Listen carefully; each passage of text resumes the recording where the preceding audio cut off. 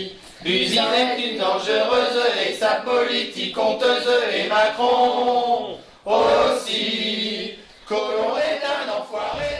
Durant cet été, les déclarations de la ministre de la Santé concernant l'hôpital public ont été tout bonnement honteuses, scandaleuses, révoltantes. Si les services tournent l'été, c'est parce que les hospitaliers sacrifient leur santé, sacrifient leur congé et leur vie familiale, leur vie privée. Pour les congés d'été, c'est 3 semaines consécutives pour une minorité. Et la plupart du temps, on part sur 15 jours, voire 10 uniquement. Et plus vous êtes fragile, plus vous êtes précaire et plus on vous met la pression.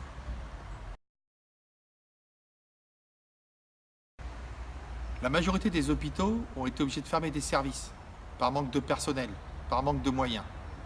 Les conséquences directes de ces fermetures, c'est une baisse de l'offre de soins pour la population et c'est une altération des conditions et de travail et de prise en charge pour les personnes présentes à l'hôpital, que ce soit soignants ou usagers.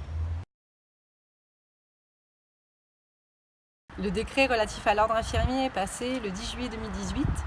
Ce décret oblige les directions à fournir les informations personnelles des professionnels à l'ordre infirmier et il oblige par conséquent à adhérer et à cotiser à l'ordre.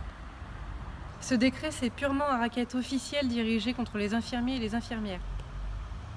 De plus, c'est une instance nocive aux professionnels. Elle va avoir un impact sur nos pratiques de soignants en service, sur notre avenir tant individuel que collectif, sur la démocratie dans nos établissements et elle rajoute une pression supplémentaire disciplinaire. À Sud, on a mis en place une nouvelle action de résistance contre l'ordre infirmier. Il faut vraiment qu'on mette la pression sur les directions, il faut qu'on le fasse ensemble pour les empêcher de collaborer. Pour entrer dans cette démarche de résistance, contactez votre syndicat Sud, on vous fournira le courrier adéquat et la marche à suivre.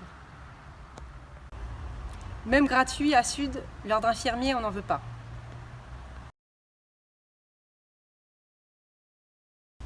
Concernant la canicule, en tant qu'hospitalier, on est bien obligé d'être un peu moins optimiste et hors sol que ne l'est la ministre.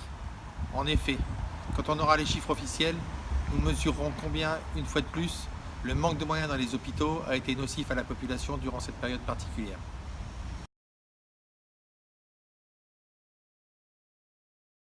Être responsable, c'est se mobiliser, c'est résister, c'est désobéir à cette politique, c'est reprendre les rênes. Alors rejoignez-nous, sudissez-vous.